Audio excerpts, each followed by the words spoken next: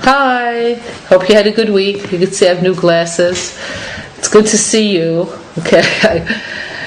This year is dedicated Lilei Nisras Rachalei Bas Rav Chaim Tzvi. We're going to start with questions and answers. So, I'm a teenage girl who loves singing, and I sing pretty well. Music is one of the most precious things to me in life. It's my way of connecting to Hashem and spirituality in general. I would love to be a professional singer. I want the satisfaction of giving myself through ideas of life in Judaism through music. People have told me in the past that I'll grow out of it and it's not a Torah passion. But at times, when it's usher to listen to music, it's proven to me that my connection to music is real and vital for my growth. Without music, I feel a difference in the way I think, act, feel. Why did Hashem give me this talent and yearning to give it over? Is the only way to accomplish this through a way which isn't allowed or accepted, singing to audiences or on tape? Singing to audiences or on tape is the only way to achieve my potential.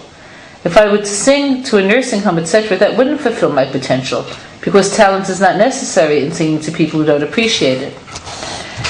It's a huge waste.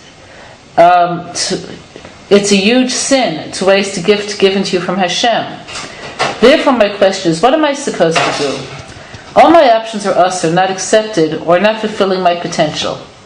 Doesn't Hashem want me to do my best with the talents I was given? So I'm going to divide your question into three, because you really are asking three questions.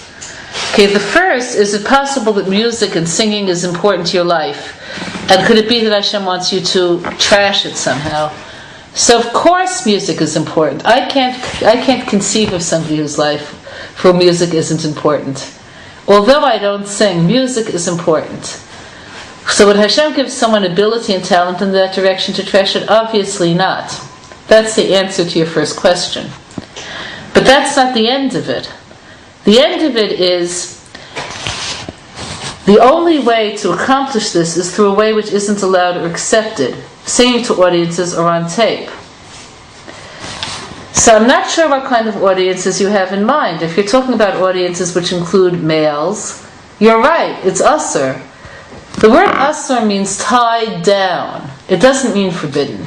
It's used colloquially to mean forbidden, but its literal meaning is tied down. Matir asurim.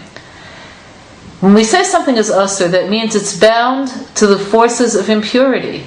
It can't be redeemed. So an example of that would be lo tignov. Don't steal. So even if a person was to steal, from the government, which people somehow don't think of as stealing, and let's say they would give all of the money to, what's a really holy charity? Miri Yeshiva. They may think that they redeemed the money, but they didn't. The money is asur. It's tied down. Nothing holy comes from this. It may seem that way, but it doesn't. So similarly, if you're talking about music as a way of connecting to Hashem, you can't connect through disconnecting. If you're talking about singing to female audiences, I don't know why you think it's not accepted. Of course it's accepted. There's nothing wrong with singing to female audiences. The third question, however, disturbs me the most.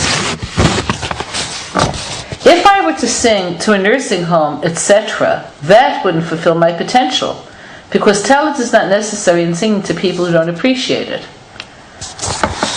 I'm not under the impression that the etc. here, which I assume would include most of the audiences that I'm talking about, seminaries, GAN,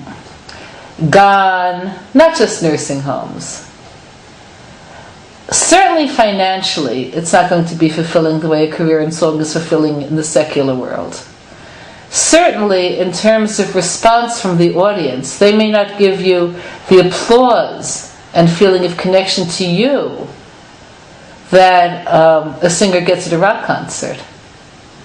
That has nothing to do with connecting to Hashem. I don't buy what you're saying. I don't buy that bringing real delight that comes from good music for which one needs talent, is not received well by people who may not be able to respond to you with cheering and applauding and the whole nine tails. I don't buy it. In fact, What I do believe is that David HaMelech's greatest songs were probably sung when he was alone with his sheep as his audience. So you have to learn to separate what's usher from what's connective. When you say it's a sin not to use your talents, a sin is something that the Torah forbids.